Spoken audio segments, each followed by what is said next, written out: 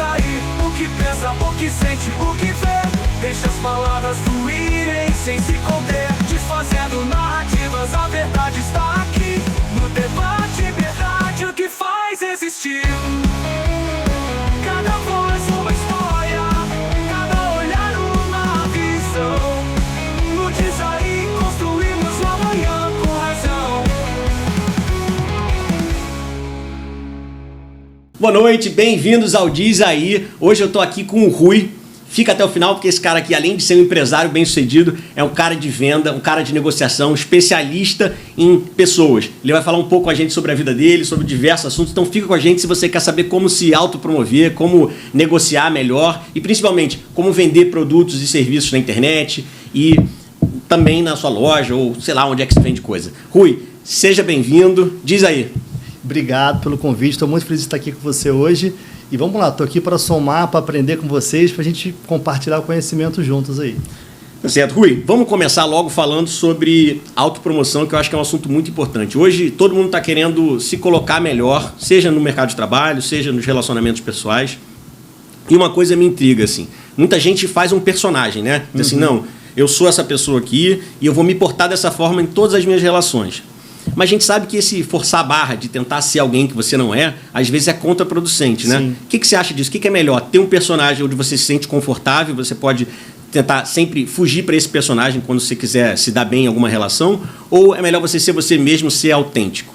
Eu acredito que o melhor é sempre você ser autêntico. O seguinte, quando eu falo muito sobre ser um personagem, até inclusive a Disney tem muito uma história dessa. Por exemplo, não existe ninguém dentro do Mickey. Qual que é a história? É um personagem, você tem que estar sempre feliz, alegre, disposto. O que eu falo assim, para as pessoas é, no seu trabalho, na sua empresa, no seu negócio, você tem que sempre estar disposto, feliz, alegre. Você tem que ser um personagem ali, porque você vai vender uma imagem para o próximo. Mas o que precisa para ser um excelente vendedor é sempre ser verdadeiro com as pessoas. E o verdadeiro com o seu ponto de vista também. Até porque ninguém consegue manter um personagem por muito tempo. Ninguém consegue fingir ser uma pessoa que ela não é. Então, assim, o personagem tem que ser feito para gerar um negócio, para fazer uma venda, mas algo que seja próximo à verdade, próximo ao verdadeiro. E algo positivo. Nunca montar um personagem para poder manipular ou tirar vantagem de outras pessoas, né? Porque também você não consegue manter isso para sempre. Eu gostei do que você falou, tentar arrumar um personagem próximo do quem você é, né? Sim. Porque se o cara é um cara deprimido, um cara triste, não tem jeito. Se ele tem que se parecer um cara alegre e divertido, ele tem que entrar num personagem para vender. Exatamente. Mas o principal é o seguinte, você quando está como cliente, quando você vai numa loja, ou quando você vai fazer algum negócio, você percebe que o cara está desanimado, triste, cara fechada, linguagem corporal fechada, você, infelizmente, você tem a tendência a se afastar daquela pessoa. Você não vai querer fazer negócio com ela porque ela não foi receptiva a você. Eu digo o seguinte, você tem sempre que demonstrar estar interessado no próximo.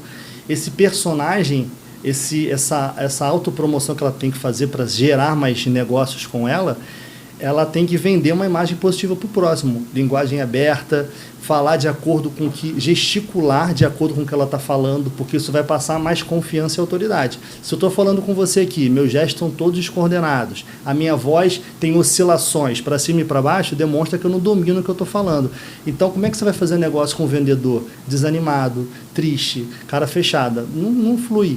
As pessoas, elas gostam de semelhantes, pessoas dispostas, sempre. Então, tem que, infelizmente, mesmo que você não esteja no melhor dos seus dias, para você conseguir vender, fazer negócios, ter pessoas de sucesso do seu lado, você vai ter que ser um personagem naquele momento. Vai ter que fingir ser algo que você não é, mesmo que seja por um período curto. Entendi, mas você falou agora de semelhante. E se o cara, por exemplo, o cara é gay?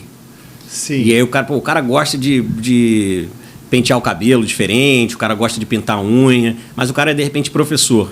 E aí ele quer parecer mais sério e ele cria um personagem. Tem hora que ele vai fugir do personagem, né? Falando sobre isso, inclusive, tem uma história que aconteceu aqui na cidade de Niterói, né? De uma escola que passou por esse fato.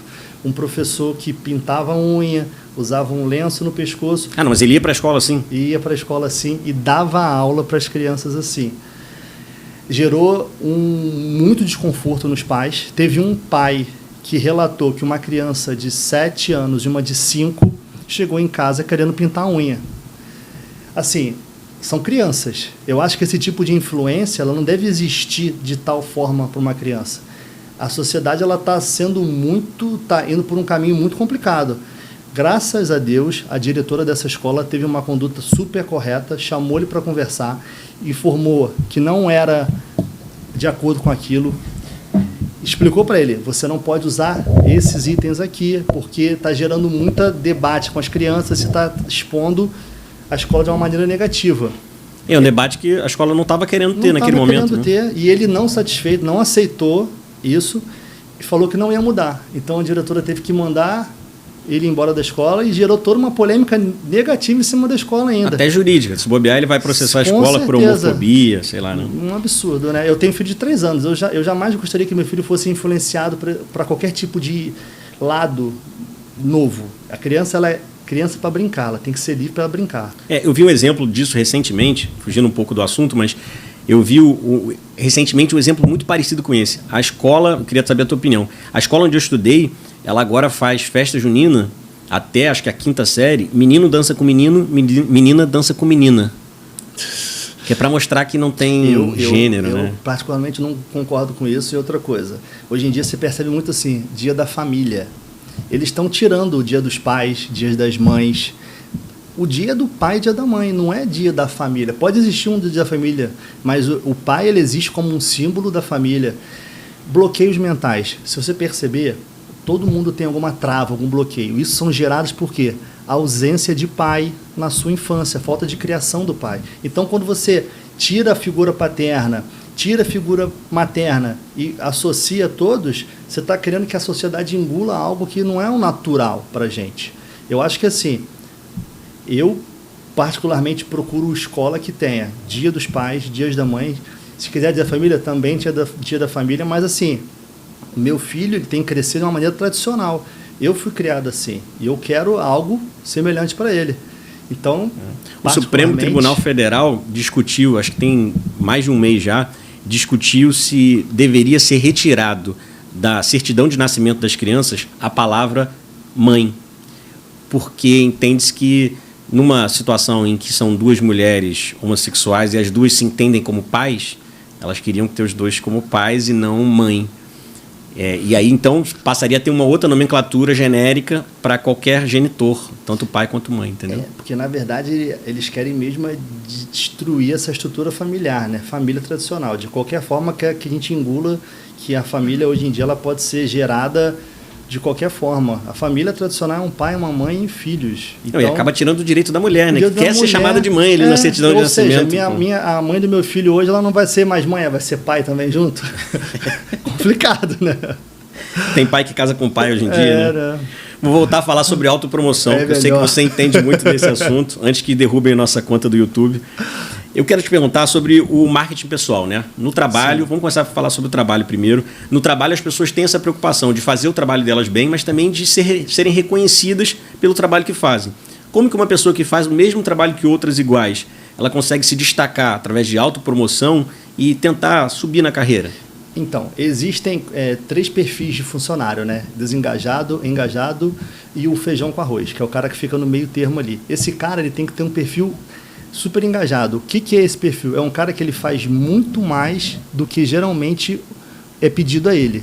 Por exemplo, na loja, tinha loja de suplemento, eu contratei um rapaz uma vez, que numa gráfica, que ele fazia em média 50 atendimentos de centavos por dia. Centavos porque era 30, 40 centavos uma Xerox.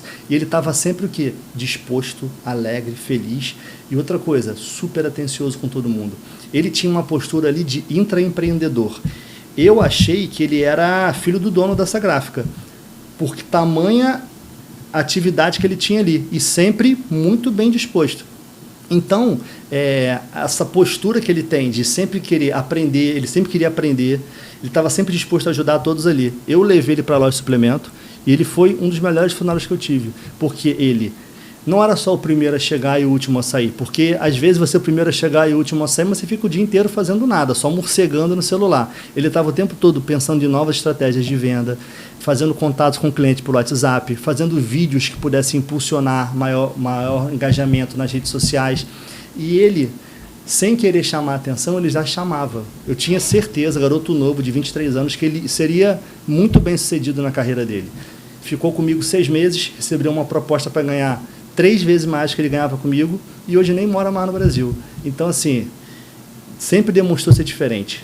Um garoto que estudava, que lia, você via interesse, ele parava perto de mim e queria aprender tudo que eu podia oferecer para ele de conhecimento sobre suplementos, sobre venda, sobre tudo, o tempo todo. Isso foi o diferencial. E ele trabalha com o que hoje em dia? Então, hoje em dia ele foi para a Austrália, ele estava viajando e acredito que ele foi para a Estônia, né? Foi fazer venda de máquinas para lojas e depois ele foi para a Austrália. Nem tenho contato assim de saber o ramo que ele está hoje lá. Mas assim, teve muito sucesso. O dinheiro que ele juntou todo aqui, levou para lá. Ele sempre teve a ideia de morar fora do Brasil. Então você vê que a cabeça é diferente. O garoto de 24 anos é diferente. Hoje em dia você vê a geração neném, né? Nem trabalha, nem estuda, fica dentro de casa e não quer nada com nada, essas coisas na mão. Escala 6x1, facilidades. Então é isso. Você vê que tem gente ainda que ainda busca crescimento. E o cara começou na gráfica, né? Muita gente preocupada, dizendo o seguinte: não, é injusta a sociedade porque eu não tenho chance de ascensão, eu não estudei na melhor faculdade, então eu não tenho condição de chegar a galgar postos mais importantes na sociedade. Você deu um exemplo agora de um cara que começou trabalhando em gráfica. Pô. Gráfica, e vendia ali R$1, R$2 atendimento. Ele falava para mim: Rui, era 50, 60 atendimentos no dia. Eu nunca trabalhei tanto na minha vida. Era de manhã até de 8 da manhã até 6 da tarde, o dia inteiro em pé. E final de semana também. É balcão. Na pior das hipóteses, ele teve um laboratório bom para lidar com pessoas, né? Exatamente. Pô, aprendeu a lidar com gente. Era assim. Hoje em dia, lidar com pessoas é o ativo mais importante de todos. Se você consegue se relacionar, se você consegue ter uma boa conversa, se você consegue se conectar, você tem tudo. Eu estava tendo uma conversa recentemente sobre a inteligência artificial e como esse novo paradigma da sociedade, que vai resultar dessa revolução da inteligência artificial, quais são as profissões que nessa nova fronteira vão ser as profissões que ainda vão ser necessárias. Porque hoje a gente está vendo que advogado vai se tornar cada vez menos necessário, qualquer área ligada à matemática vai acabar, né? Até o engenheiro calculista vai acabar. Você vai fazer qualquer cálculo estrutural simplesmente enxertando inputs de informação num sistema de inteligência artificial. Sim. E aí eu te pergunto, faz sentido dizer o seguinte, que a máquina, talvez, a única coisa que a máquina não venha a ter, pelo menos não no futuro de curto prazo, é a empatia, né? É olhar para o cara e entender, olha, você está gostando do que eu estou tentando te vender, eu estou te propondo, sim ou não? Esse entender o outro ser humano e atender com carinho e conseguir... talvez seja uma coisa que a máquina vai demorar um pouco para conseguir, você não acha? Acredito que sim. Eu acho que o diferencial é esse, porque assim, cálculos ela já faz, ela já te dá vídeos, quero gerar roteiros para o meu Instagram, ela já te mostra o que vai impulsionar, o que você tem que fazer, só que a parte humana, que é a empatia, ela vai demorar para ter. Não sei se você viu, os redatores de Hollywood entraram em greve, cara. Acho que tem mais de um ano isso, sim, porque começou-se a usar muito inteligência artificial para fazer roteiro de filme de Hollywood, cara. Quer dizer, você não precisa mais do cara que vai escrever o roteiro, pô. Antigamente as pessoas já jogavam tudo no Google. Sentiu uma dor, jogava no Google. Agora você vai lá no chat GPT, você bota assim: estou sentindo tal dor, tenho tantos quilos. Eu fiz isso recentemente com meu filho. Minha esposa é médica, mas ela não estava em casa, não consegui contato com ela. Meu filho estava com o início de uma febre.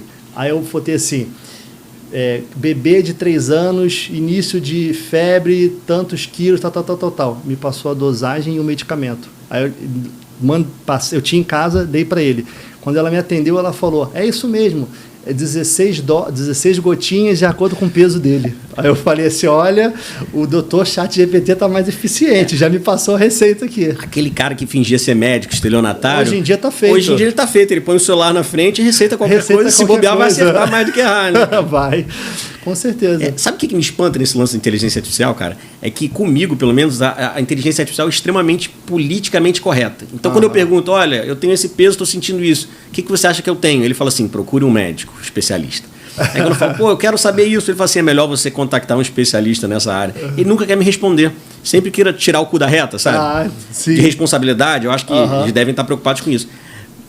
Mas eu acho que é só comigo. Eu vi recentemente uma matéria que nos Estados Unidos teve 2 casos de suicídio e depois ficou comprovado que tinha um site que fazia personagens com inteligência artificial. Já ouviu falar? Vi. Então, se tu quer ter um amigo, você tem 16 anos, não tem muito amigo.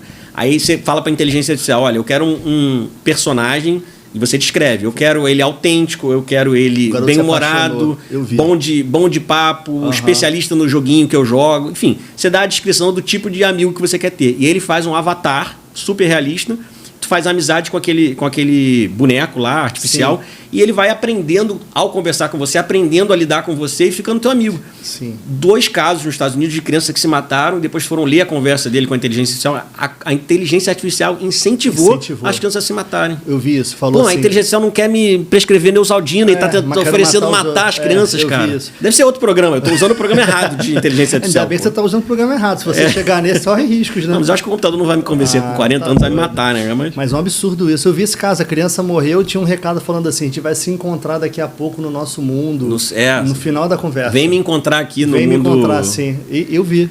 Surreal. Vamos voltar aqui então para a autopromoção. Nosso assunto, a conversa tá boa, mas vamos seguir a pauta. Você falou sobre marketing pessoal e deu algumas dicas para quem está em casa para poder tentar se destacar na multidão. Mas como é que fica a situação do cara que exagera? Eu já trabalhei com gente que forçava a barra, queria aparecer o tempo todo. Na escola, né? Quem nunca na escola, aquela menina que levanta a mão e diz, professor, quer responder tudo. Quando que você sabe quando você está exagerando, cara? Você tem que perceber as pessoas, como é que elas estão agindo em volta de você. Porque, por exemplo, ninguém gosta muito do sabichão, né? Do cara que fica dando palestrinha o tempo todo. Como é que você faz isso? Analisa o contexto. Se as pessoas que estão em volta de você, elas estão lidando com o que você está falando bem, estão recebendo, ou se elas já começam a te olhar com indiferença, já começam a virar o rosto para você, já começam a não interagir com o que você fala, isso demonstra o quê? Você está passando um pouco do seu ponto de equilíbrio. Porque assim, o que eu acredito? Eu nunca quero ser o melhor. Eu quero sempre estar com os melhores e fazer com que todo mundo seja bom junto. Eu nunca quero sobressair naquele ambiente, porque o prego que se destaca é aquele que é martelado. Então, se eu ficar querendo tempo chamando a atenção, vão me criticar, vão falar que eu estou querendo aparecer. Então, a pessoa tem que ter equilíbrio. Perceba o ambiente. Se você está toda hora levantando a mão para responder, se você está toda hora no seu ambiente de trabalho, corrigindo o seu colega, agindo de forma que você seja visto toda hora como o melhor, isso é ruim, porque você é o melhor para você só. Quem está em volta de você, que são as pessoas que o mais importante, o ativo mais importante de qualquer negócio, de qualquer pessoa, são as pessoas, porque pessoas geram negócios, geram vendas, geram indicações. Você jamais vai querer indicar para uma empresa um cara que era super chato onde você trabalhou, super sabichão, metido a besta, que não se lidava bem com os outros, que só pensava em si. Você não vai querer esse cara para trabalhar contigo, então você não vai indicar ele para outra. Tem que pensar da mesma forma. Eu quero que as pessoas tenham prazer em estar comigo e vejam que aquilo ali é algo para o crescimento de todos, não só para o meu. Entendi. Muito boa a sacada, eu gostei, que é perceber o ambiente. Essa frase eu quero deixar gravada aqui. Porque às vezes isso faz todo sentido. Às vezes a gente está falando e a gente esquece. A gente está pensando que a gente tem que aparecer, ou que a gente tem que mostrar serviço, ou que a gente tem que se destacar. Mas a gente esquece de olhar para o lado e ver quem está reagindo àquilo. Quem está achando aquilo esquisito, né? Exatamente. Então o segredo é abrir o olho, ouvir mais do que falar, olhar mais do que... Né? Tem dois, você tem que prestar atenção no que se está sendo bem recebido, se as pessoas estão gostando. Porque elas dizem muito com a linguagem corporal delas. Vamos lá, comecei a falar com você. Aí percebo que as pessoas já começaram assim, a se fechar, o afastamento corporal. Algo que eu falei não foi bem recebido. Fechou a linguagem corporal, distanciou o corpo, algo que eu estou falando ali, ou ela está com alguma coisa relacionada a mim, ou o que eu estou dizendo a ela. Então, o mais importante é você observar o ambiente, observa a reação dos outros, para assim você conseguir falar coisas que sejam de acordo com aquilo. Não exceder, que quem se excede perde um pouco controle, né? Cara, mas e na hora que tem que falar mesmo, que não tem jeito, que bota um microfone na sua cara e diz assim, vai, fala, diz aí.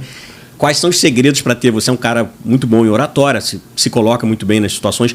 Qual o conselho que você daria para aquela pessoa que é um pouco sem graça para falar? Qual o seu conselho para a pessoa falar melhor, conseguir se expor melhor as suas ideias em público? A primeira coisa que você tem que fazer, domine o que você vai falar. Primeiro ato, se você vai falar sobre futebol, domine futebol, saiba tudo sobre futebol. Se você quer falar sobre venda, estude sobre venda, domine todas as estratégias. Quando você fala o que você sabe, você fala melhor, você tem mais tranquilidade para falar, você se expõe melhor. Quando você não domina, você tem a tendência a gaguejar, a ficar muito tempo naquela demonstra insegurança. Então, assim, eu faço uma preparação antes de participar de palestras e podcasts. Eu faço o seguinte, eu procuro estudar o meu material que eu tenho de apoio sobre meus focos de estudo. Eu faço um programa, uma liberação, que eu boto uma caneta na boca, conto até janeiro, fevereiro, março, abril. Produção, arruma uma caneta pra gente, por favor, aí. Eu não vou dar a minha, mas eu quero que ele faça isso. Melhora a sua oratória também. Não, agora você vai ter que fazer ao vivo aqui o esquema da caneta, pô. Pode ser essa aí, tá bom, tá bom. O cara vai babar a caneta em produção. Tem que ser aquela do Bolsonaro, a Bic, pô. Aí sim. Então, como é que é esse negócio aí? Explica pra gente. Janeiro, fevereiro, março, abril, segurando com maio, junho, julho, agosto. E assim você vai. Você vai ver que a sua voz vai melhorar, você vai falar com mais clareza. E incrível, faça o teste em casa, chega e faz você. Aparece que a sua voz muda. Então, isso é um teste passado por fonoaudiólogas, né? Então, melhora a sua oratória, melhora a sua confiança. Dicção, né? A dicção. Isso é importantíssimo. Você tem que falar e você tem que ser entendido. Se você fala muito rápido, você demonstra ansiedade, falta de conhecimento. Se você começa a gaguejar, se você usa muito... Às vezes, numa conversa, existem momentos de pausa. Se você quer preencher a pausa com... então, demonstra ansiedade. Negociação. Estou negociando com você. O silêncio numa negociação é importantíssimo para quê? Momento de pensar no que foi proposto. Se eu proponho para você um preço e você fica pensando, e eu vou usar esse espaço assim do silêncio para preencher com qualquer palavra, demonstra que eu estou ansioso e quero rápido uma resposta sua. Eu perco o poder da negociação, da venda. Eu passo para você. Quem tem que dominar a venda é o vendedor. E como é que ele faz isso? Apresentei a proposta para você. O valor é tal. Aí você tem que encerrar assim. Esse valor parece interessante para você? Você tem que encerrar com uma pergunta. Se eu respondo assim, não cabe no meu orçamento. Então, não cabe no seu orçamento. Mas qual que seria o valor que caberia no seu orçamento? Eu posso facilitar o pagamento para você, ou posso gerar com você a retirada de algum item do que eu estou te apresentando agora, para o valor ficar mais acessível para você. Só que, se eu for tirar determinado item, você pode ser que não remova todo o seu problema. Então, o vendedor tem que apresentar o seguinte: soluções para preço. A pessoa apresentou, esse valor não cabe no meu orçamento. Então, eu vou fazer o seguinte: eu vou reduzir para você, mas dentro do escopo de tarefas que eu ia realizar para você, eu vou ter que reduzir essa tarefa aqui, que talvez deixe a desejar nesse ponto futuro. E aí você vai negociando com a pessoa, porque às vezes ela teve uma percepção de preço e não de valor. Você não gerou valor no que você fez.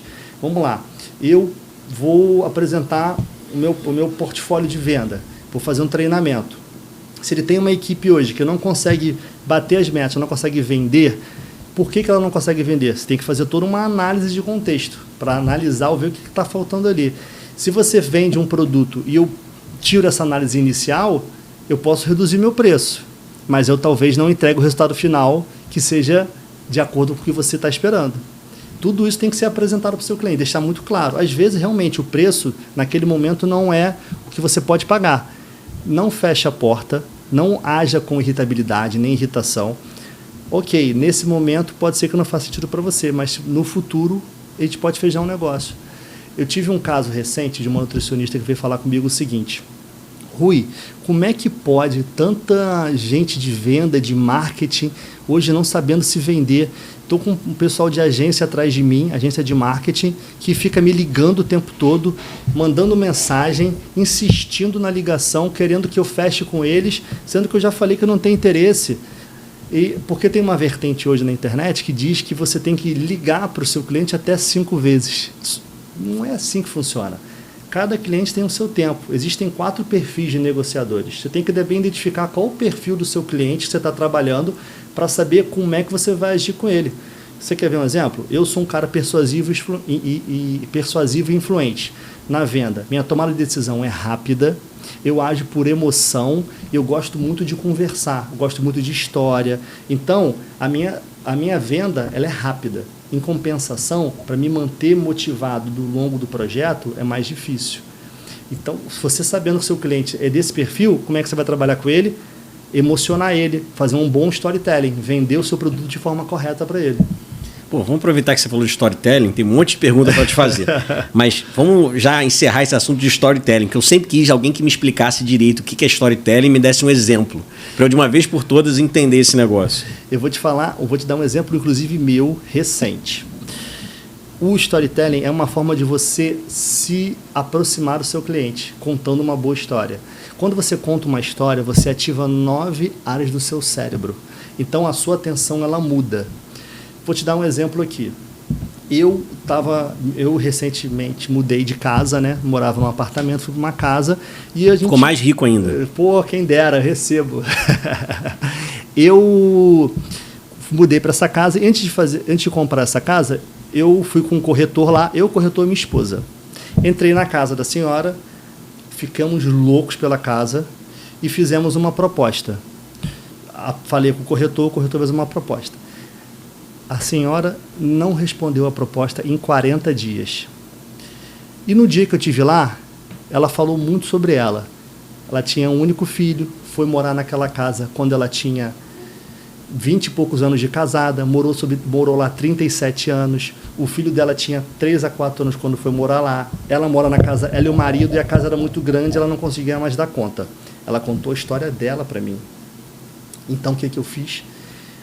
Marquei com o corretor, falei o seguinte: fulano, me leva na casa dela, minha esposa, meu filho, e eu quero que ela conheça a minha história e a minha família. Quando eu cheguei lá, a primeira coisa que eu fiz, contei a minha história, contei a história dela, lembrei o quanto que foi importante o que ela passou ali e o quanto seria importante que eu ia passar, a construção que eu estava fazendo, e assim eu criei rapport com ela, que é um termo francês que é conectar.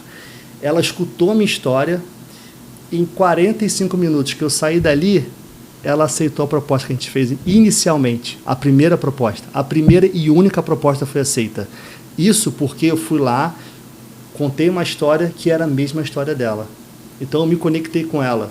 E assim eu consegui fechar aquele negócio. Uma coisa que o corretor não fez em 40 dias, eu consegui fazer em 40 minutos. Foi eu sair do condomínio, e ela falou assim, o corretor falou: Rui, ela voltou com a proposta tal. Aí eu falei: Bruno, a proposta tal é a mesma que eu fiz no início. Pode fechar com ela. E assim a gente conseguiu fechar. E para aquela menina que, por exemplo, é corretora de plano de saúde, como é que ela usa storytelling para vender o produto dela, por exemplo? Então, ela tem que falar sobre ela.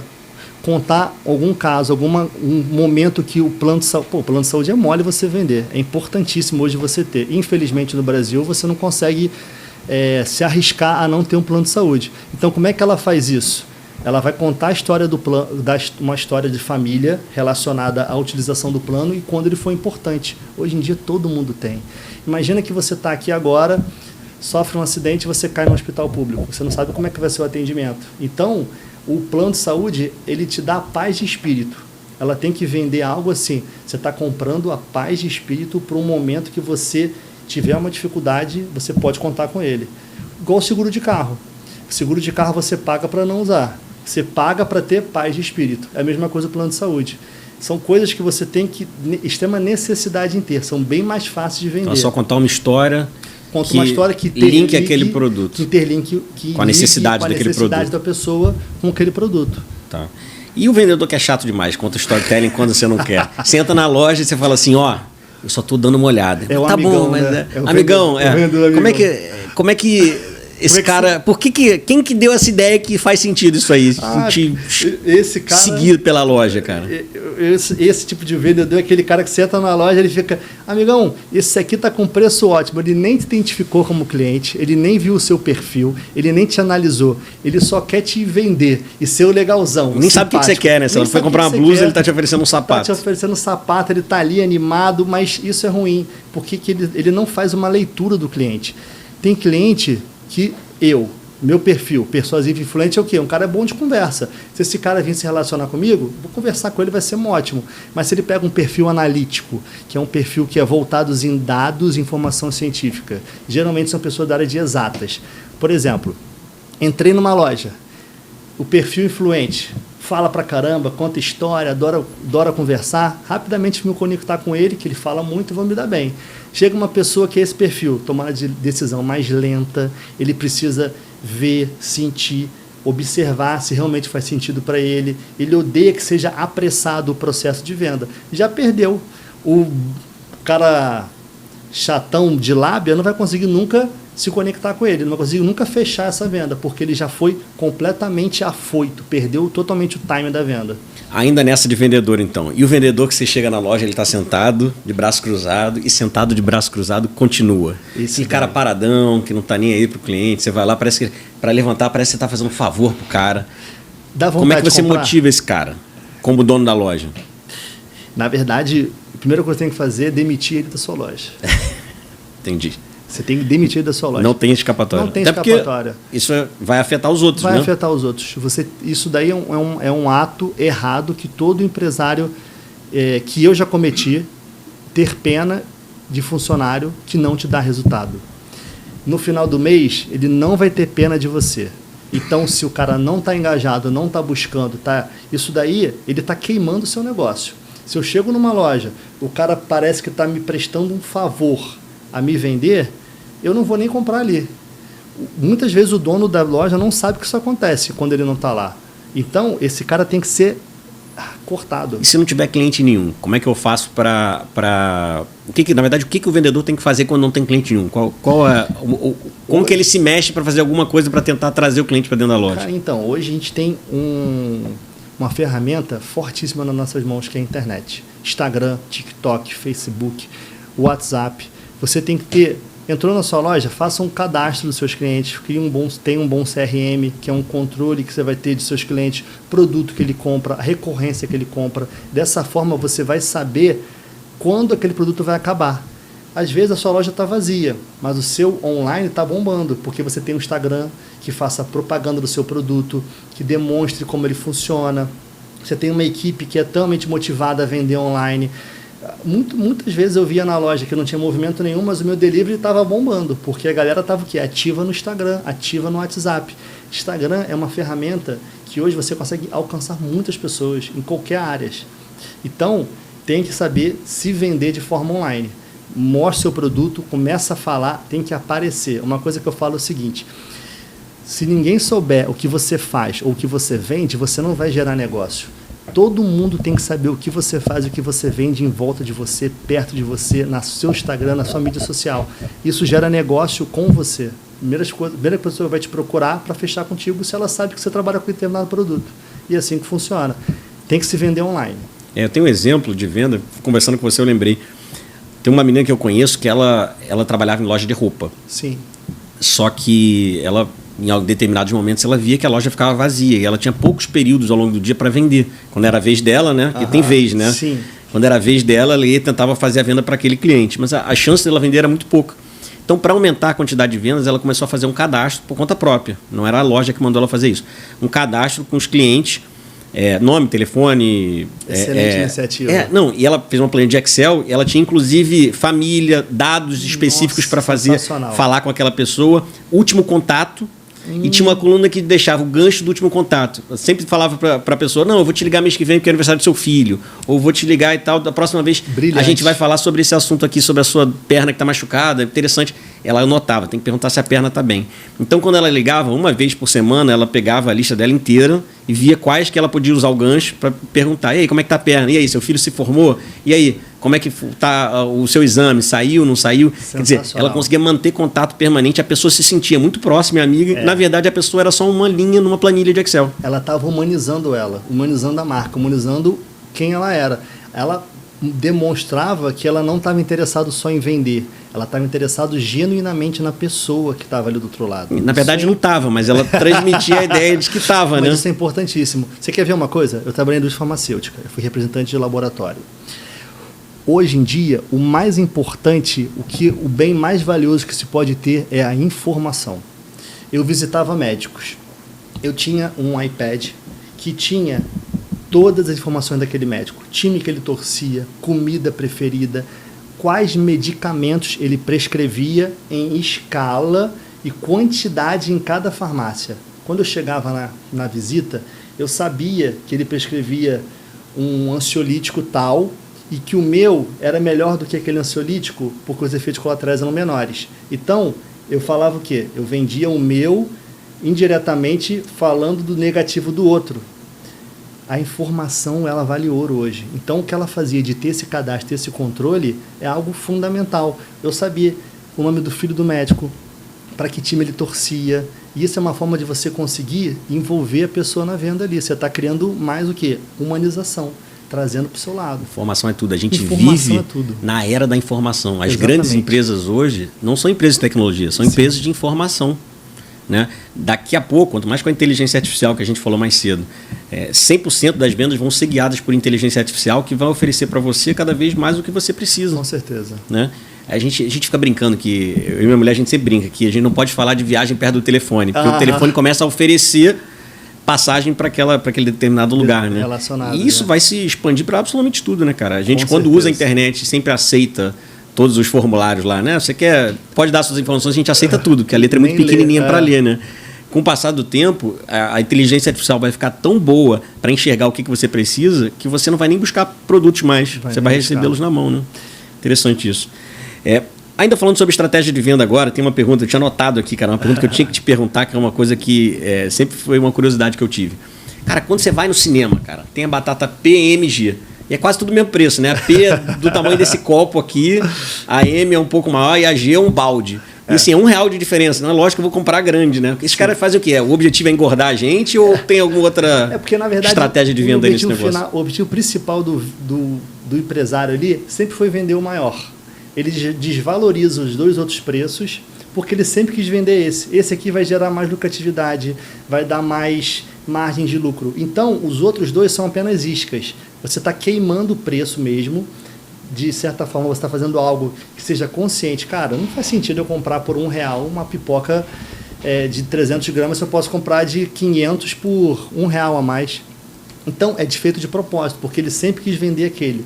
Quando você vende um combo também, ele sempre quer vender o maior, porque o maior é o que gera mais margem de lucro para eles. Quando você vai comprar no mercado, vai no cinema ou compra uma pipoca, tem uma promoção que é refil. Você compra um, aí você tira, fica tipo como se fosse um itemzinho lá que é do refil. 50% das pessoas não voltam a pegar o refil. Eu mesmo sempre compro e nunca vou pegar o refil. Mas eu compro, porque na minha mente eu tirei vantagem daquilo. Isso é um gatilho mental do quê? Aversão à perda. Fazia sentido eu pagar mais, sabendo que eu teria um benefício se eu quisesse ter. Entendeu? Então, por isso ela sempre quis vender a maior. Mas ela mostrou para você que a escolha melhor era a maior. Entendi. Então ele está cagando para vender a batata pequena e a média. Ele quer vender a grande. Ele quer vender a grande, aí ele põe as outras bem caras para você achar que está se dando bem comprando a grande. Sim, exatamente. Sempre o objetivo principal dele, desde o início. Porque aquilo ali vai gerar mais receita para ele. Nunca mais como pipoca no cinema. E essa de estratégia de venda, que tem outro assunto também que deve ser curiosidade de todo mundo que está em casa. Por que o pessoal paga mais caro por alguns produtos? Por exemplo, a Apple. Cara, o pessoal paga caríssimo por um telefone que, às vezes, quando você olha a especificação, é pior do que o telefone da Xiaomi, sei lá. Não é o telefone em si.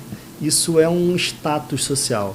Por exemplo, na primeira aula que eu tive, estava na MBA, na PUC na época, o professor levou uma Montblanc e levou uma caneta Bic. Perguntou assim, qual a diferença dessas duas canetas?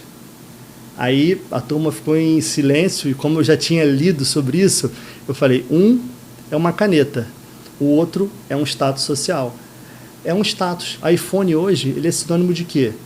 Uma pessoa bem-sucedida. Quem compra um iPhone de 15, 16 é uma pessoa que tem condições de pagar tanto naquele celular. A Apple, ela conseguiu tirar a concorrência de celular. Hoje em dia, as pessoas desejam ter os equipamentos da Apple porque é uma forma de você mostrar que você é bem-sucedido. Você percebe que quando o cara faz um videozinho lá, ele faz questão de mostrar o MacBook dele, ele faz questão de no vídeo aparecer que o celular dele é o Pro, com 3 câmeras virar. Então é isso, as pessoas querem mostrar socialmente. E assim a Apple conseguiu crescer. ela teve um case de sucesso grande por causa disso. Na verdade, o equipamento, há anos atrás, eu era muito crítico de iPhone, eu era Android, hoje em dia eu tenho um iPhone, mas por causa da qualidade do vídeo que você tem no Instagram e no Facebook, porque a Apple ela tem uma parceria e a qualidade é completamente diferente do Android. Então, ela conseguiu o quê? Usar também essa parte da ferramenta de usar um Instagram, que é uma coisa que todo mundo hoje tem. Um parceiro, né? Essa parceria, e fez ela crescer ainda mais. Mas a Apple, ela ganha muito dinheiro também, não só com o celular. Ela ganha muito dinheiro com os acessórios também. Todo mundo quer ter aquele fonezinho de ouvido. Todo mundo O cabo é uma fortuna, o cabo original. Cabo né? original. E se não for original, quebra em uma semana. Então, assim, eles fez a fama, deitou na cama. Já estão consolidados. Entendi. Ó, eu vou ter que chamar o comercial, mas lembra só, se você quer um case de sucesso, você quer ser um case de sucesso, você quer mostrar que você, sabe, tira onda, você tem que seguir o canal Circuito Aberto, seguir a gente lá no Instagram também, @JuarezFialhoOficial. Isso é a principal coisa. Vamos aproveitar esse break para você fazer isso. Segue o canal no YouTube e segue também no Instagram. A gente já volta para falar mais sobre venda, autopromoção. Ele vai dar uma dica aqui de como você começar o seu próprio negócio do zero. É isso. Fica com a gente, 5 minutinhos. Valeu. Manhã com razão.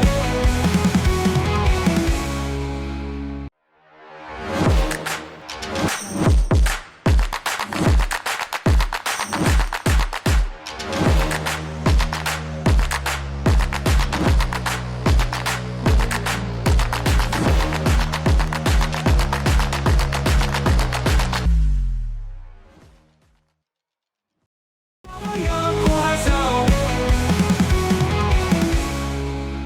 Bem-vindos de volta ao Dizaí. Hoje a gente está aqui com o Rui, cara empresário, talento, cara de sucesso. Perdeu um pouquinho do tempo dele para vir aqui para dar aula para a gente sobre negociação, venda e principalmente autopromoção, como a gente se destacar dos outros.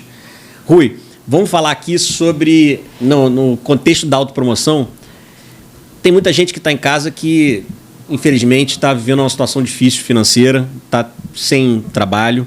O que você sugeriria para essas pessoas, do ponto de vista de algum produto, para começar a vender, algum jeito de ganhar dinheiro na internet, se colocando à disposição? Qual a sua dica aí? Vamos lá, hoje em dia, com um investimento pequeno, você tendo um celular na mão e você tendo algum tipo de conhecimento em alguma área, você começa a gerar conteúdo no seu Instagram e você começa, a partir dali, vender o seu conhecimento. Esse pode ser o primeiro.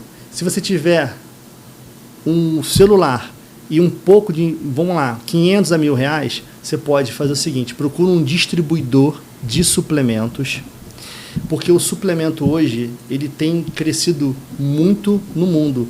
Inclusive, creatina, whey são os suplementos mais utilizados, inclusive para pacientes que têm Alzheimer, para idosos. Então, vamos lá, ele compraria um pouquinho de suplemento, uma creatina, um whey, estudaria sobre o produto. Na internet, de forma gratuita, você consegue encontrar vídeos, sites explicando para que serve, como tomar, como usar, e faria o seguinte: criaria um Instagram e começar a fazer promoção daquele produto, ou já ir vendendo para os amigos próximos. Você consegue hoje ter pelo menos uma margem de 60% a 70% de lucro comprando creatina de distribuidores com preço próximo ao custo, e assim você vai começar a gerar dinheiro, e dinheiro traz dinheiro. Então você vai comprando, vai reinvestindo e aos pouquinhos você vai crescendo. Eu estava com um Uber na semana passada e conversando com ele, eu falei o seguinte: cara, você já está aqui no carro, já tá gerando a viagem. O cliente entrou aqui dentro. Por que você não bota uma barrinha de proteína? Por que você não bota um chiclete? Por que você não bota um batom para a mulher? Alguma coisa que seja rápida, de rápido uso, que a pessoa precisa no dia a dia. Isso vai gerar mais dinheiro para você. Aí eu passei para ele o contato de um fornecedor, distribuidor. Ele já entrou lá e, segundo ele ia fazer isso. Como foi uma única viagem que eu fiz, não tenho como prever se ele fez ou não. Mas, cara, é uma forma de você ganhar dinheiro de forma passiva. Você já está rodando com o carro. O cara entrou ali, viu a sua barrinha de proteína, ele vai comprar. Você vai ganhar, no mínimo, 100% em cima. Vale a pena. Vender uma água, bota um isopor, um coolerzinho, faz isso, que vai gerar mais dinheiro. Já está tendo a corrida. A corrida reclama que ganha-se pouco, então gera mais valor para você ali dentro, de alguma outra forma. Interessante isso, né? Porque você está dizendo para quem está em casa que dirige Uber também é uma puta sacada, cara. Você está dizendo pro cara, pô, por que você não bota um mostruário com os produtos que você tem ali para vender, já que você já está na viagem mesmo, você já está sendo simpático mesmo, porque você quer ganhar uma nota boa no Uber? Sim, você já está ali dentro, você tem que aproveitar as oportunidades de venda e oportunidade. Hoje, se eu fosse começar um negócio, eu começaria dessa forma, compraria pequenos itens, começava a vender para os amigos próximos, depois eu ia começar a expandir de novo. É assim que começa. Quando eu comecei a loja de suplemento, eu comecei com um investimento de R$10 mil há 12 anos atrás. Era muito pouco para o mercado concorrente que era. E em menos de um ano, eu consegui comprar uma loja que era na frente da minha, que era 3 vezes maior do que a minha, por um preço cerca de 60, 70 mil reais a menos do que o cara queria. Porque ele não aguentou a pressão que a minha loja pequena fazia na dele, porque eu era um cara que falava para todo mundo que eu vendia, eu ia em todos os academia, CrossFit, fechar parceria, porque eu tornei o meu nome, o nome da minha loja conhecido. Isso faz total diferença. Fale para todo mundo que você faz o que você venda, o que você faz o que você vende, não pode ter vergonha. Dá uma dica para galera que está em casa também, que já tem um produto ou um serviço que vende, como é que ele faz para aumentar a margem dele, agregar mais valor ao produto ou serviço que ele tem para vender? Então, você tem que fazer o seguinte, a percepção que você tem que passar para o seu cliente é de valor, não de preço. Quer ver? Eu vou te dar um exemplo agora. Eu recebi uma mensagem essa semana de um amigo, que ele é personal trainer, falando o seguinte: Rui, vai virar o ano, eu vou aumentar o preço da minha hora-aula para os meus alunos antigos. Como eu posso fazer isso? Falei o seguinte: fulano, você pode comprar uma máquina de massagem, que é uma coisa que está hoje na Shopee, nesses sites online, baratíssimo, 200, 150 reais. Você vai agregar ao seu serviço uma massagem no final do treino, de 5 minutos, com essa máquina. Você pode oferecer para o seu cliente um pacote no qual ele vai pagar 3, 6, 9 meses, 3, 6, 9, 12 meses. Você pode oferecer para ele parcelamento no cartão de crédito. Toma aqui o contato de uma máquina de cartão, passei o contato para ele. Você pode bonificar o seu aluno durante determinado período, se ele conseguir alcançar o número de aulas com alguns suplementos, mandei o contato do distribuidor. E assim, você está gerando o quê? Valor no seu serviço, não preço. O cara percebe o seguinte: cara, esse cara, ele acredita em mim, porque ele está me fazendo o quê? Um plano para facilitar a forma de pagamento. Ele está me oferecendo um prêmio se eu conseguir bater as metas e ainda está oferecendo uma massagem no pós-treino. E tudo coisas com investimento baixíssimo. Ele vai conseguir aumentar o ticket médio dele e vai faturar mais. Se botar uma mulher bonita para fazer massagem, então dá para subir R$500 a mensalidade.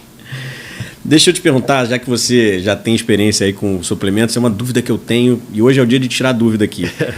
Cara, eu tento convencer meu pai a usar creatina, tem mais de um ano, cara. Tento de todas as formas. Ele encontra algum artigo que diz que faz mal pro rim em algum lugar. Ele sempre vem com algum artigo pseudocientífico para contrariar. Cara, o que você indica pra galera que tá em casa, que não tem mais rotina de fazer esforço físico no dia a dia, mas creatina faz bem mesmo assim? Creatina é o suplemento mais estudado no mundo.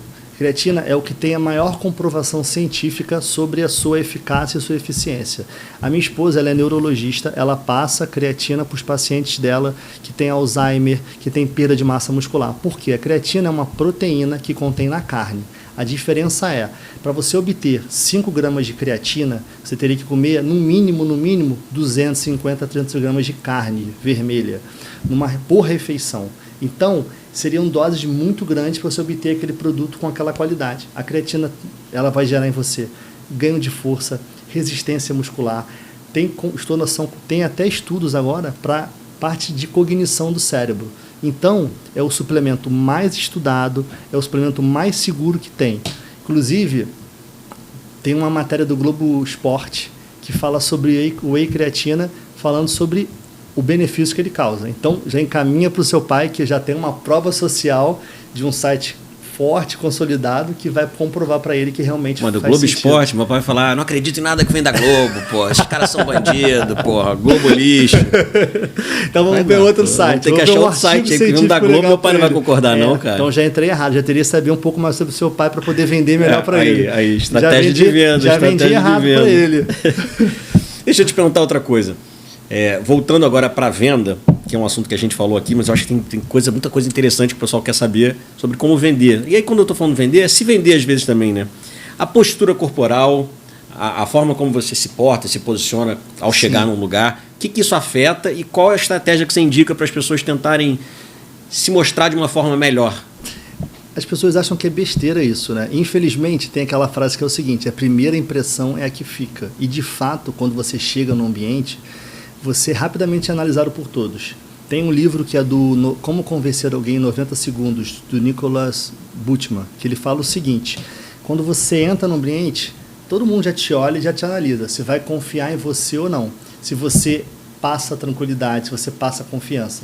Imagina que eu chego num ambiente e fecho a cara, entro com o braço cruzado, entro numa academia e já passo direto, não falo com ninguém.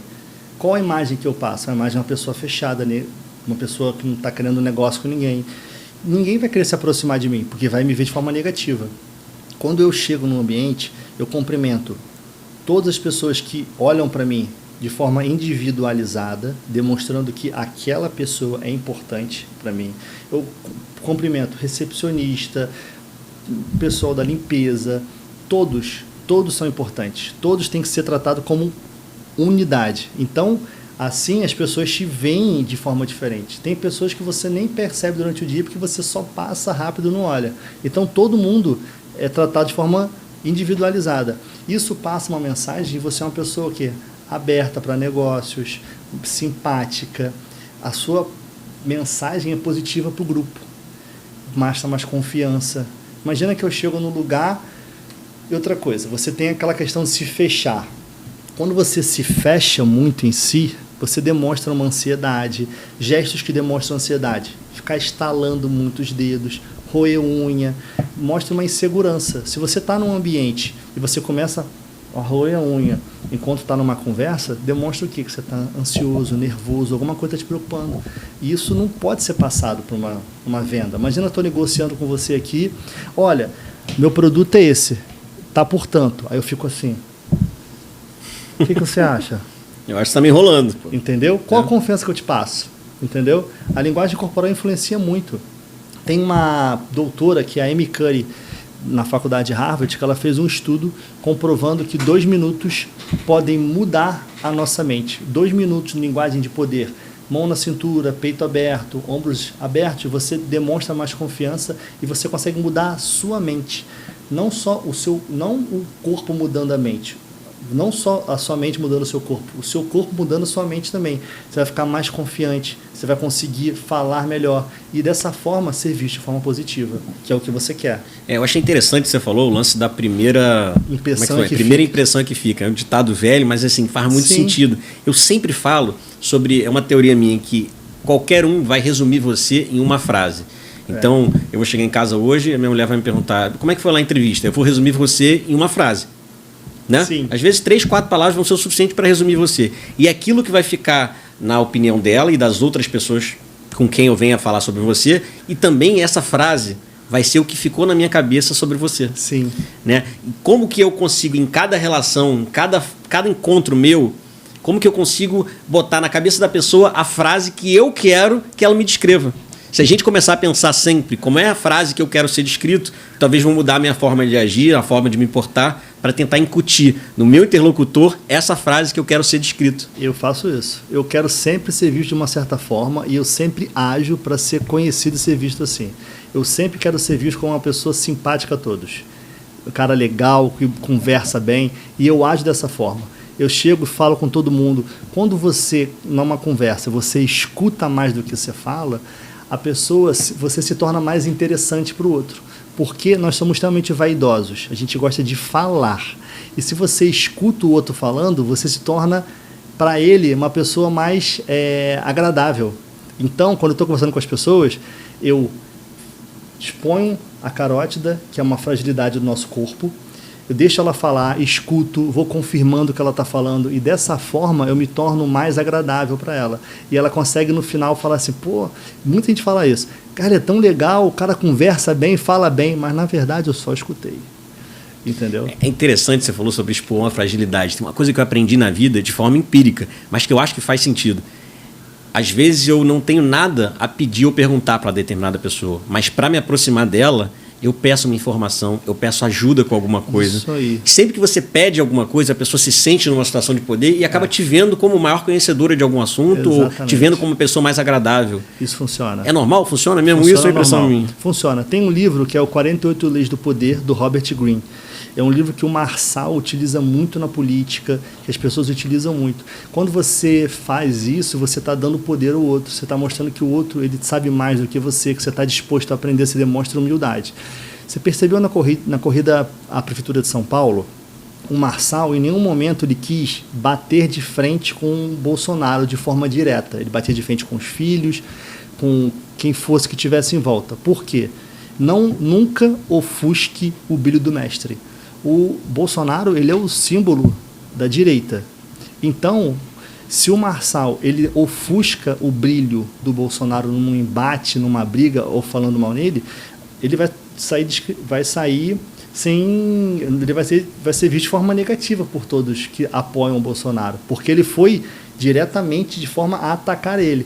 E no momento ele atacou o Bolsonaro, atacou o filho, atacou quem estava no entorno, mas nunca foi em cima dele. E dizia, estou com você, capitão, estou contigo. Eu concordo com você que ele foi muito inteligente, mas é uma tristeza para o brasileiro, principalmente o brasileiro liberal, ter o Bolsonaro como ícone, o grande líder, né, da direita. A gente tem tanta gente muito mais preparada que poderia ter assumido essa posição, mas acho que por falta de alguém assumiu ali quem estava na vez. Né? E não sabe se vender direito o Bolsonaro. Se ele soubesse se vender, porque o Lula é um excelente vendedor de sonhos, né? Ele, infelizmente, ele consegue com aquele discurso populista fazer com que todos fiquem fascinados por ele. Vamos vender a picanha, vamos tomar a cervejinha, a farofa, porque ele fala Lula é com impressionante, simples. Né, cara?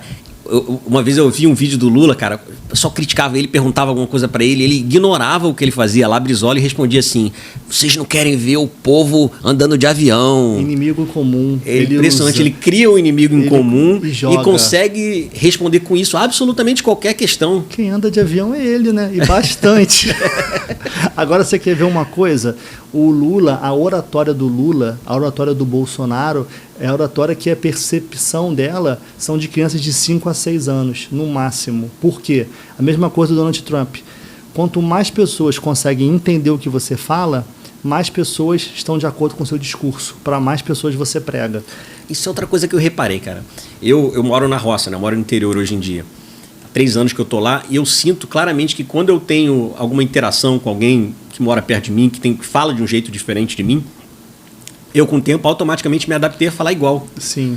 E quando eu venho para a cidade, eu acabo tendo que mudar meu jeito de falar, tentando me adaptar de novo a uma nova forma de falar. É normal isso, você trocar, ou eu sou falso pra caramba? Não, isso aí influencia, né? Você está no meio, o meio influencia você no que você está falando ali. Você acaba absorvendo um pouco daquilo, a questão da linguagem. Então, mas eles fazem... De propósito. De propósito, é treinamento. Você percebeu que o Marçal começou a campanha com uma outra roupa, com outro corte de cabelo? Ele foi mudando a persona dele, ele foi tornando um cara mais arrojado, ele pegou botou um boné, né? Botou um boné. O que o boné é? É um símbolo do M, para fazer lembrar de quem ele é.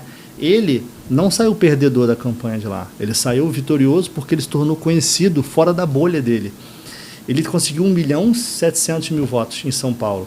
Eu tive em São Paulo na semana da eleição e assim, muito se falava do nome dele e da polêmica que ele tinha gerado em volta de si. Todo mundo falava sobre ele. Eu não tenho dúvida que a eleição de São Paulo esse ano, por conta do Pablo Marçal, vai ser muito estudada por cientistas políticos nas próximas décadas, né? Foi, sem dúvida, uma coisa ímpar. E o reflexo disso é o que aconteceu no Rio de Janeiro. Você, nas pesquisas espontâneas, você tinha o Marçal pontuando, sabia disso? Perguntavam para você, o cara do Ibope chegava para você, nem existe mais Ibope, tá, gente? Chegava com a planilhinha dele lá e dizia assim, quem você votaria para prefeito do Rio de Janeiro? Aí, sei lá, 5% das pessoas fizeram Pablo Marçal. É, porque ele se tornou conhecido no Brasil inteiro. Ele se tornou conhecido no Brasil e não é conhecido só pelo próprio conhecimento, porque tem muita gente que fica conhecida e não converte isso em voto. Ele efetivamente exatamente. converteu isso em voto, porque ele ficou conhecido com uma pauta específica, dentro de um contexto específico político-partidário, né? Sim, ele foi muito inteligente nessa parte de crescimento dele. Tu acha que ele tem chance de ser presidente da República? Olha, é um jogo muito complicado, né? É um jogo muito complicado. Assim, infelizmente o Lula ele tem um eleitorado muito fiel a ele, né? E se o Marçal entrar nesse campo aí para concorrer com o Lula, infelizmente é bem difícil, porque a máquina pública está toda a favor dele. Ele já tem aquela coisa de estar no poder. Quando você tem o poder na mão, é muito mais fácil você manipular tudo para você ganhar. É muito dinheiro, né? É muito dinheiro. Ali. Eu acho que assim, para uma próxima eu acho difícil, mas se ele se planejar para daqui a 2 eleições, ele já está se tornando bem conhecido. E quem você acha que é o candidato do Bolsonaro? Tarcísio ou a Michele? Ai, difícil. Se fosse você, quem que você colocaria? Eu preferiria o Tarcísio, né? Eu acho que assim, ele teve um embate lá com o Bolsonaro, mas pelo menos ele tem histórico político, né? Uma coisa que a Michele talvez sofra um pouco, né? É gozado, né, cara? Eu tenho minha percepção. Eu acho que primeiro o Bolsonaro tá mais preocupado em quem ele vai poder controlar mais. É isso aí. Eu não sei quem é pior. O Tarcísio, que era secretário do governo da Dilma, ou a mulher dele. Porque a pior pessoa para você controlar é a mulher, né, cara? Eu acho que a mulher dele tá parecendo, sabe o que é isso? House of Cards.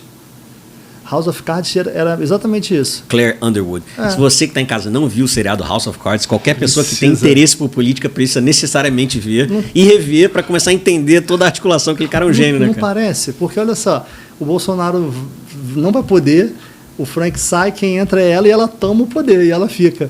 Eu acho muito complicado, cara. Eu acho que assim, ela não vai ter esse apoio tão forte como ele espera do nome dele. É difícil. Porque por ser mulher, as pessoas ainda vão ter um pouco de preconceito, infelizmente, também em votar nela. Porque é difícil. Eu acho que para ganhar do Lula, teria que ser ele ou alguém que surgir aí bem forte nesse caminho. Eu acho uma vergonha o Tarcísio ser candidato a presidente, cara. Eu falei no podcast, até apanhei bastante, falei no podcast que a gente tem aqui, acho que às terças-feiras. Né? Pauta Quente.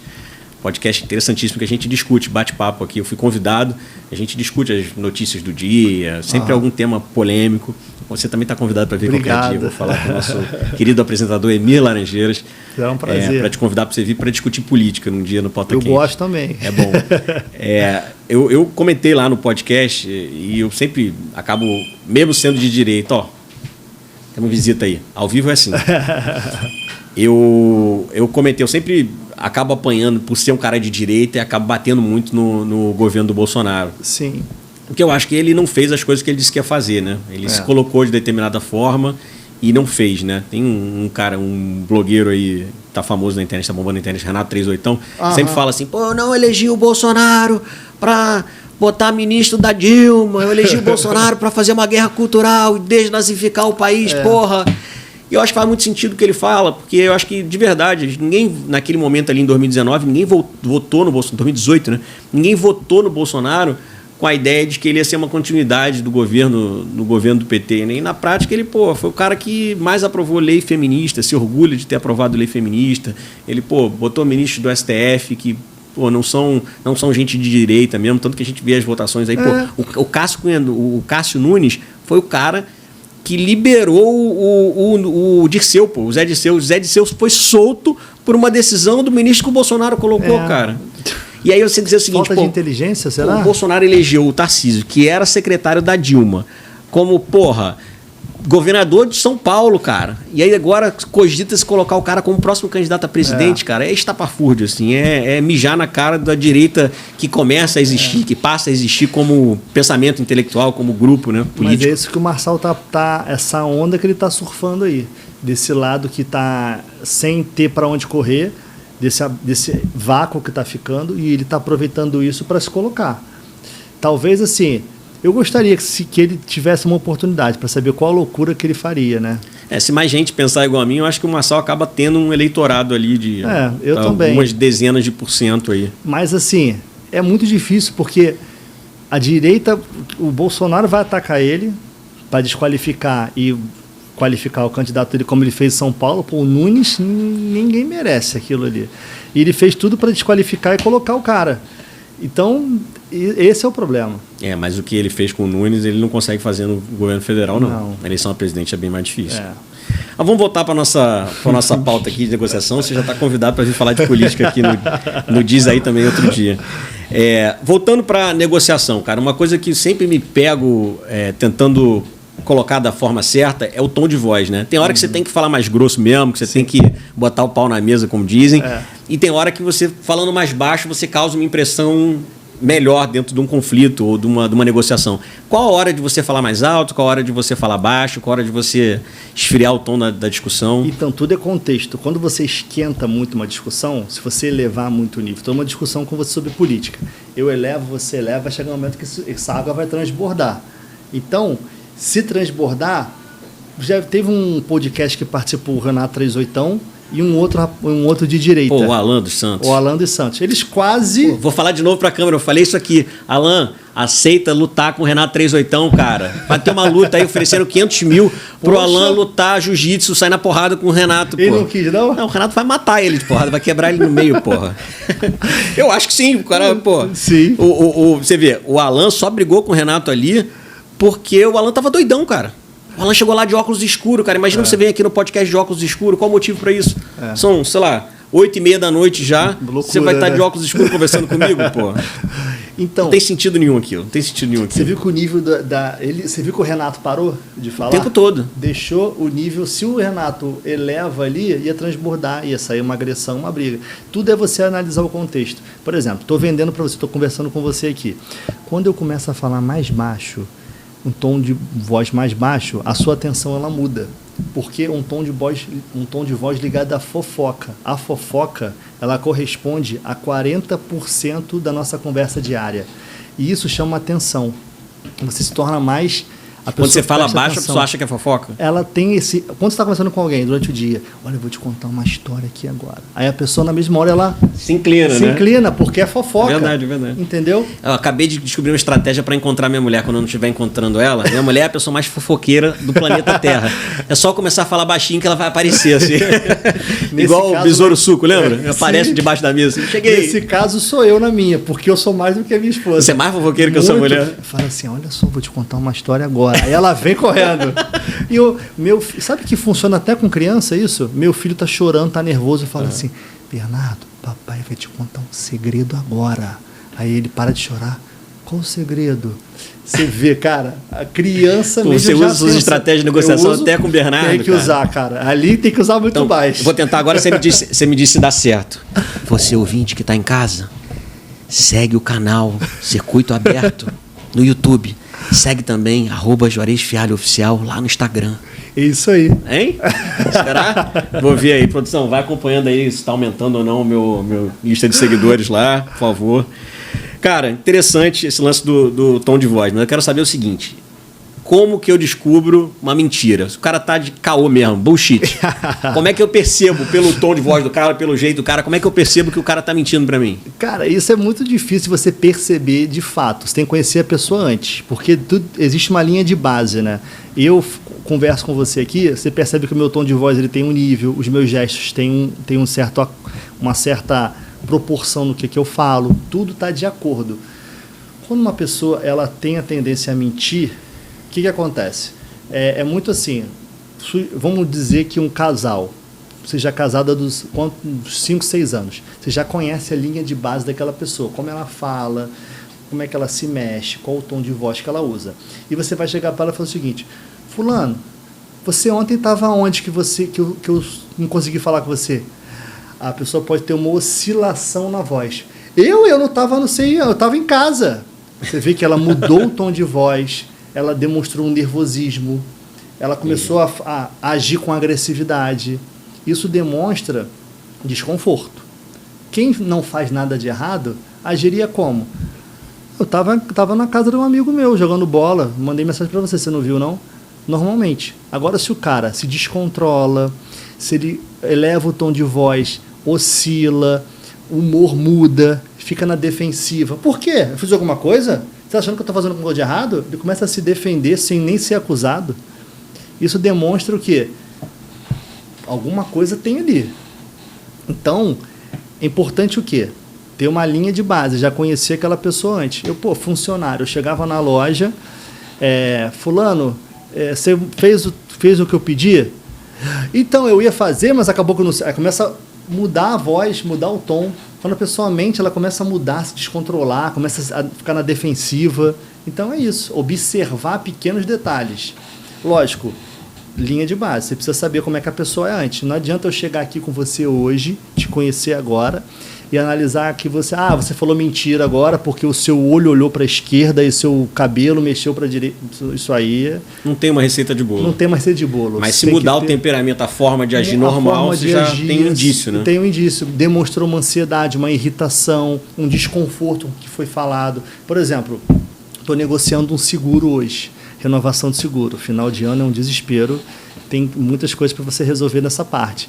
Primeiro, principalmente para o cara que é multimilionário. O Marçal Carioca está aqui hoje, né? Então tem seguro da Ferrari, seguro do Bugatti, seguro do helicóptero, porra. Hein? Então, o rapaz me apresentou um seguro. O primeiro valor que ele me passou estava 30% do que ele me passou no final. Aí eu falei para ele o seguinte, ele mandou o valor e eu mandei para um outro rapaz que geralmente fazia meus seguros. Eu mandei para ele e falei, fulano, tenho esse valor aqui, e eu achei muito acima, quero fechar contigo. Quanto você consegue ver, quanto você consegue ir? Aí ele foi, baixou logo, rapidamente, o que o cara já fazia. Aí o cara mandou mensagem para mim, o outro. Eu falei, fulano, deixa assim por enquanto, que já vou ver com calma, estou rodando com outro carro. Né? Aí o cara virou e falou assim, não, calma agora, vou ver com o meu gerente um desconto para você, espera. Ele voltou com um desconto de quase R$3 mil. Quase R$3 mil. Detalhe, eu não pedi desconto para ele na negociação, eu não falei nada, mas ele mudou o tom de voz na conversa, ele começou a falar mais ofegante, começou a me ligar, demonstrou um desespero, porque ele percebeu o seguinte, provavelmente ele está vendo com outra pessoa e o preço está menor. Entende a diferença? Às vezes, eu entendi, às vezes o preço é tão absurdo, esse pessoal joga o preço tão no alto, e eu tenho uma dúvida. É alguma estratégia de venda, aquele vendedor de rede, cara? Tu lembra no Nordeste? Tu tá no Nordeste, aí o cara vem com um monte de rede nas costas, e você pergunta, quanto é a rede? Aí fala assim, R$350, patrão. Aí tu fala, tá bom, R$20, vende? Aí no final você fecha por R$50. Isso é ancoragem. Isso é uma... Explica pra gente. Ancoragem? Ancoragem. Deixa eu te falar. Explica pra gente aí. A nossa mente funciona da seguinte forma. Vamos te dizer que esse copo aqui custa R$100. Isso aí é uma coisa que a gente faz para quebrar na mente da pessoa o preço, o valor ser tão alto assim. Ó, esse copo aqui era 150, mas para você, vou fazer uma promoção hoje, porque você é meu primeiro cliente hoje, demonstrou ser uma pessoa muito legal, trocamos uma ideia boa aqui, vai florear a rosa e vai falar, faço para você por 50. Mas mentir no final das contas. Com certeza. Ele já tinha aquele preço desde o início, entendeu? Todo vendedor é mentiroso, então, cara? Então, diz aí. O problema é o seguinte, tem que ser verdadeiro sempre. Eu sempre falo isso, mentir é a pior coisa. Só vende o que faz sentido para a pessoa comprar. Isso é uma técnica para você mudar a percepção do preço, entendeu? Para aquele preço ser mais aceitável pela sua mente. Então, quando você fala assim, você chegou lá, a rede era 350, no final, quando você comprou por R$60, que era o preço inicial, que ele queria vender mesmo, você falou, pô, me dei bem, consegui ganhar. Mas, na verdade, você saiu com uma felicidade, porque você conseguiu negociar, e as pessoas adoram negociar e têm aversão à perda. Elas adoram a sensação de ter ganhado uma negociação, e ele também saiu feliz, porque ele queria vender pelo preço que ele queria. Só que aí que tá, tem gente que não negocia, já fecha de cara. Aí que está o prejuízo, entendeu? Vai comprar a rede de R$350. Vai comprar a rede mais cara. Outra coisa que eu queria te perguntar é sobre o argumento de autoridade. Muitas vezes eu estou negociando qualquer coisa na minha vida, e aí vamos dizer que eu estou comprando um imóvel. Aí o corretor, eu discuto que o preço está caro daquele imóvel, aí o corretor me diz assim, olha, eu trabalho há 15 anos nessa área, eu entendo disso. Esse é o preço do metro quadrado aqui no bairro. Como é que você lida com esse argumento de autoridade? Qual é a posição ideal para alguém que realmente tem menos experiência que o interlocutor? Como é que eu consigo continuar uma discussão, continuar uma negociação, se ele já colocou a experiência dele como um requisito aí para negociar? A primeira coisa que eu faço, antes de chegar em qualquer negócio, é pesquisar sobre ele. Por exemplo, você falou sobre o imóvel, o metro quadrado. Antes de eu fazer a venda do apartamento e dessa compra dessa casa, eu pesquisei nos sites de venda de imóveis qual era o preço médio que se cobravam por imóveis de mesmas características do meu. Então, eu já sabia quando era aplicado. Então, se uma pessoa vem com esse argumento de que eu sei porque eu trabalho com isso há 20 anos, isso não cola. Se tiver errado, você vai mostrar para ela. Tudo bem, você pode ter sua experiência que é válida, mas de acordo com esse site que faz um levantamento de todos os imóveis, o preço médio aqui é esse. Então você está comprovando para ele. Cara, tu não lida com corretor de imóvel, então. Cara, não é assim. Corretor de imóvel, rapaz. Eu já fui visitar um apartamento que o corretor de imóvel abriu. Era para investimento, comprar para investimento. O corretor de imóvel abriu a janela. Eu abri a janela, favela na cara. Falei, putz, a favela tá aqui. Não tinha foto nenhuma disso aqui no anúncio. Ele não sabe te vender. Mas sabe qual foi a resposta dele? Não, a favela tá na moda. Gringo vai adorar alugar isso aqui para ver a favela. Gringo quer isso mesmo, porra. Corretor, advogado e. Minha sogra é advogada, então. Corretor, advogado e vendedor de carro são a pior raça que tem, cara. Não dá pra negociar com esse cara. Mas aí que tá, não tá sabendo vender. Fala aí com a estratégia. Vendendo errado. Isso aí não pode funcionar, isso aí não pode existir. Imagina se eu chego pra você, não faz sentido pra você aquela casa, aquele apartamento ali. Por que eu vou te empurrar simplesmente pra eu ganhar? Eu só vou ter você talvez uma vez, nunca mais tenha recorrência. Pô, mas o cara tem o argumento de que, como era para investimento, ele tem o argumento de que muito gringo vai querer alugar no Airbnb para ficar perto da favela. Quem que vai querer correr esse risco com risco? aquilo ali, pô. Não funciona. Você tem que pesquisar antes. O Monza 98, por exemplo, é um carro ótimo. Maréia também, os caras querem vender, pô. Deixar um abraço pra minha sogra. Desculpa, sogra. Foi. Minha sogra, na última vez que eu fiz um podcast falando de política, ela ligou pra minha mulher e falou assim, não sabia que seu marido era tão machista. Porque eu falei que eu ia ensinar meu filho a não casar com mulher que tem tatuagem de foguinho na bunda, tatuagem na barriga, ou tatuagem de... É polêmico. Tu vai ensinar pro Bernardo que não, filho, o bom é a mulher que tem tatuagem de pimenta na virilha. Casa com essas aqui, são as melhores. Minha esposa não tem tatuagem nenhuma. Não tem preconceito com a minha tem tatuagem, mas não esse tipo de tatuagem. Mas então, eu também não tenho. Então já é os iguais se procuram, né? Sim, mas meu filho eu acho que realmente é complicado, né? Umas pimentinha. Não tá comigo então, nessa né? polêmica aí, né? Ó o cara com medo de ser cancelado na internet. Aqui não pode ter medo não, pô. Cara, eu tenho uma outra dúvida, que é uma discussão que eu tenho muito em casa. Às vezes, não tem jeito. A única solução é implorar, né? Então, assim, você tem a teoria dos pequenos poderes. Às vezes o guarda de trânsito tem a oportunidade de te multar ali naquela situação e ele não tem muito poder, né? O poder que ele tem é multar porque você parou na vaga de táxi, sei lá. Então, quando ele se vê na posição de ter poder de fazer aquela infração ali, te cobrar a multa, ele quer exercer aquilo ali de qualquer jeito, né? É a hora que ele vai ter o prazer de exercer o poder dele. Exatamente. Nessa hora, o cara, tá te multando lá, não adianta querer discutir com ele a legislação, que o seu pneu tava fora. É hora de implorar, né, cara? Dizer assim, pelo amor de Deus, minha mulher tá grávida, me ajuda, não vai multar. Qual a hora que vale a pena implorar e quando que você tem que tentar discutir com argumento, com estratégia? Mas então, na negociação, tem alguma hora que vale a pena? Não, vou implorar mesmo. A palavra não é nem implorar, é você saber como você dá essa pessoa, mostrar para ela que realmente ela tem esse poder. O que eu geralmente faço? Vamos lá, vamos mostrar essa situação do cara que vai um aeroporto. Aquele cara que pesa a mala. Que pesa a mala. Eu já chego ali... Tá na lista junto com o corretor de imóvel, com o advogado e com o vendedor de carro. Primeira coisa que eu faço é ser extremamente simpático. Já chego dando bom dia, rindo, já chego sendo legal com a pessoa, faço algum comentário genérico para quebrar o gelo sobre o ambiente. Nossa, hoje está legal, aqui está vazio. Aí a pessoa vai expor uma opinião, ou vai falar alguma coisa, ou vai ficar quieta, mas vai ver que eu sou uma pessoa simpática, eu não estou ali como inimigo. Quando tem um livro que é Manual de Persuasão da FBI, escrito por um ex-agente. Existe o aspecto da inimigo ou indiferente, você chega até a amizade ou relacionamento amoroso.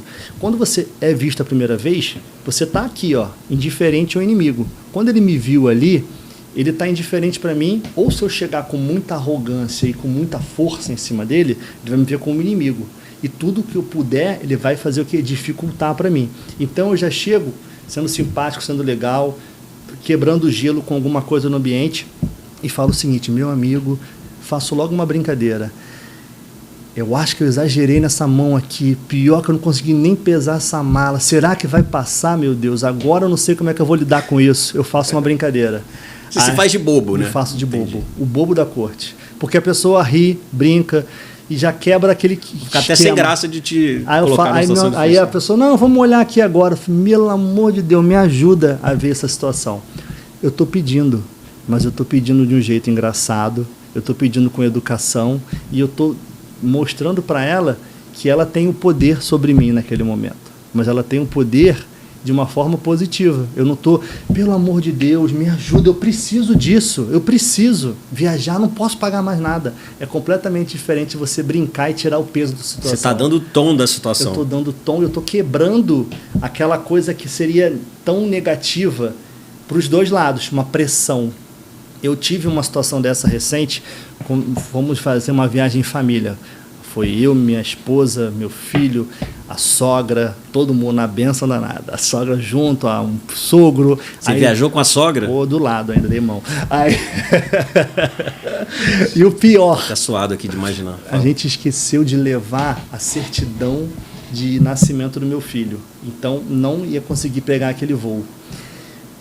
Eu tive um momento que eu estava com o Bernardo no colo e começou-se a gerar uma confusão da minha esposa, que é militar, além de médica militar, com meu sogro, com a responsável pela viagem. E um embate.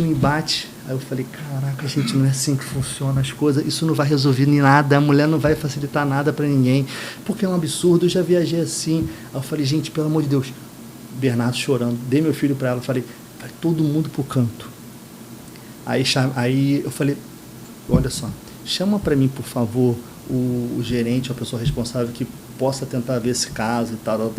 Aí ela chamou, mas ela já estava, porque tinha ouvido muito ali. Quando ele veio vindo, ela correu na frente para chegar nele e falar sobre tudo que ela tinha passado. Óbvio que ela não queria facilitar. Primeira coisa que ele chegou, eu falei o seguinte, olha, desculpa para sua funcionária, o que aconteceu aqui, as pessoas acabaram se excedendo um pouco, ficam um pouco mais nervosas, eu sei que ela não tem culpa, entenda o seguinte, a gente tem um casamento hoje, nós somos padrinhos, é em Minas, a gente precisava chegar em determinado horário, eu sei que o erro não é de vocês, mas eu sei que também, se você puder me ajudar nisso aqui, eu vou ficar muito grato com isso, e a questão fui explicando todo o contexto. A mulher mudou um pouco a figura dela e ele falou o seguinte, olha, eu vou fazer o seguinte, eu tenho um voo que sai daqui a 2 horas, eu vou tentar encaixar vocês nele e vocês vão viajar, vocês dois com seu filho e tal, nós 3. Ele conseguiu me ajudar nisso. Imagina se quando ele vem, continua aquele calor todo em cima dele. A companhia aérea não tinha responsabilidade nenhuma, o erro foi nosso. O não levar a certidão de nascimento iria fazer meu filho não viajar, perder o valor da passagem, consequentemente perderia eu, minha esposa, nós 3 ficaríamos. Eu mostrei para ele o problema, vi que ele tinha um poder para resolver e deixei a cargo dele, de uma forma educada. Você não consegue nada em conflito. Mesmo que realmente fosse culpa da empresa aérea, ele tinha naquele momento ali um pequeno poder de te prejudicar. E esses caras querem exercer esse pequeno poder, não tem jeito. Não tem jeito. E aquela mulher ali, ela tinha o poder de prejudicar e ela ia prejudicar. Ela fez para prejudicar. Tanto que ela pronta para foder você. Ela correu nele para foder com a gente. Ela correu para falar assim, olha só, estão me tratando com grosseria, não sei o quê. E eu falei assim, cara, não pode. Tem uma coisa que eu sempre falo, nas interações, às vezes a gente esquece o que a gente ganha com aquilo e o que a gente tem a perder, né? Nessa conversa, a tua esposa, a tua sogra, com certeza isso é culpa da sogra. Normalmente, esse tipo de situação é culpa da sogra. Mas nessas situações, a pessoa está tão nervosa, angustiada de estar sendo injustiçada, e esquece de que não tem nada a ganhar com aquilo ali e tem muito a perder, porque o cara tem um poder ali. Eu nunca entro em conflito, eu nunca briga, confusão, porque assim, você só perde, não ganha. Antes de terminar, eu quero te perguntar uma coisa. A gente já falou aqui muito de negociação, da galera que está sem grana, tentar dar soluções para esse pessoal, mas acho que tem muita gente em casa também pensando procurando a amada ou amado, né? A mulher e o homem que estão buscando a sua cara metade, né? Sim. Tem até um amigo meu aqui na plateia que hoje tinha problema para se relacionar com meninas quando era jovem, né? Aí acabava me seguindo aí um pouco dos meus exemplos. Eu quero saber um pouco de você, que é um cara especialista em postura, em negociação. Como que você pode se posicionar diferente para se colocar como um cara atrativo para a mulher, ou a mulher também se colocar como uma mulher atrativa nesse jogo da sedução que rola aí? Eu acho que o mais importante é você ter uma postura confiante, você se aproximar com educação, conversar, olhar. Quando a pessoa você percebe o interesse... Não, eu quero um macete. Não adianta, conversa, olha, eu quero um macete. A boa lá. Ó, o interesse. Porque se o cara tá mal vestido, todo torto, não adianta ele conversar, pô. Não. Na mulher é a mesma coisa. Você quer ver o coisa. interesse na pessoa? Geralmente os nossos pés são a única parte do nosso corpo que a gente não consegue disfarçar. Você foi criado para fazer o seguinte... Melhora esse rosto, tá com essa cara fechada o tempo todo, dá um sorriso para a foto. Só que os seus pés, eles nunca foram treinados para isso. Eles demonstram o seu interesse genuíno, para onde o pé aponta. Então, se o seu pé está direcionado para aquela pessoa, ela tem interesse em você. De alguma forma, ou alguma coisa que você está falando, ou é a forma como você age. Então, assim, perceba o corpo da pessoa. Se ela está... o corpo virado para você, se os pés estão virados para você, se ela, quando você fala, ela tomba a cabeça demonstrando interesse, expondo a carótida, porque tudo isso demonstra que você está inclinado a escutar e aquela pessoa, isso demonstra interesse. Agora, como é que você consegue se vender melhor para a pessoa, inclusive em relacionamento? Informação. Todo mundo precisa de alguma coisa. Todo mundo. Se você sabe como aquela pessoa é, você consegue se aproximar dela oferecendo um personagem para ela durante o que ela precisa. O que ela precisa. Todo mundo precisa de alguma coisa. Então, assim, uma mulher que ela tem determinada idade, se ela está solteira, se ela não conseguiu se relacionar de 30 a 36 anos, não teve filho, ela procura o quê? Ela procura um homem para ter filho. Então, se esse cara se aproximar vendendo esse personagem, ele consegue se relacionar com ela, porque é isso que ela precisa. Todo mundo quer ter uma família. No final, todo mundo quer ter alguém. Se um cara... Hoje em dia, um homem pode ter filho até mais velho, mas se um cara... A maioria dos homens, hoje em dia, eles se relacionam com meninas de menos de 30. Com homens de 40, 35, menos de 30. Porque eles não querem ter compromisso. E isso gera nessas mulheres aqui uma vulnerabilidade. Então, elas fazem o quê? Elas buscam pessoas urgentemente nesse contexto aqui. Isso é fácil, e infelizmente é fácil de você manipular. Porque elas estão tão desesperadas para relacionamento que elas aceitam qualquer tipo de discurso que funcione bem para a mente delas. Gostei do macete. Então, ó, cria o personagem certo, cria o personagem certo para quem você está querendo seduzir, pô. Então, se a mulher tá buscando o cara com grana, fala que tem grana, pô. Você já fala que tem grana, mas seja verdadeiro. Não faz isso não, que é coitado das pessoas, né? Meu amigo, foi um prazer te conhecer, um prazer recebê-lo aqui. Infelizmente, a gente vai ter que encerrar, mas o microfone está sempre aberto aqui do Isaí para você. Deixa as suas últimas considerações aí, diz aí. Queria agradecer, espero que não seja cancelado, né? Depois de tanta coisa polêmica que a gente falou aqui, mas foi uma experiência muito boa e foi um prazer muito grande. Espero repetir no de política com vocês também. E deixar meu Instagram aí, que é Rui_Marques_JR. Você quer aprender sobre venda, negociação, só seguir lá. Isso aí, obrigado, Rui. Você que está em casa, que ficou até aqui, não esquece, por favor, quero fazer um pedido para você. Falando baixo, hein? Estratégia de venda. Segue o canal do Circuito Aberto no YouTube e segue também o meu Instagram @JuarezFialhoOficial. Segue o Rui lá para ter não só dicas sobre negociação, sobre venda, mas também para ter um pouco de entretenimento. O Instagram do cara é divertido, é bacana. Tem muito teatro, né? Vale a pena. E fica com a gente aqui no Circuito Aberto, acompanha também a plataforma digital de notícias, tem muita coisa bacana. O canal está cada vez mais crescendo, gerando conteúdo de qualidade para você que está em casa. De passo em passo a gente chega lá. Muito obrigado. Você está sempre bem-vindo aqui na mesa do Diz Aí. Valeu, cara. Tchau, tchau. Valeu, beijo. Tchau, tchau. Diz aí o que pensa, o que sente, o que vê. Deixa as palavras fluírem sem se conter. Desfazendo narrativas, a verdade está aqui. No debate, verdade, o que faz existir.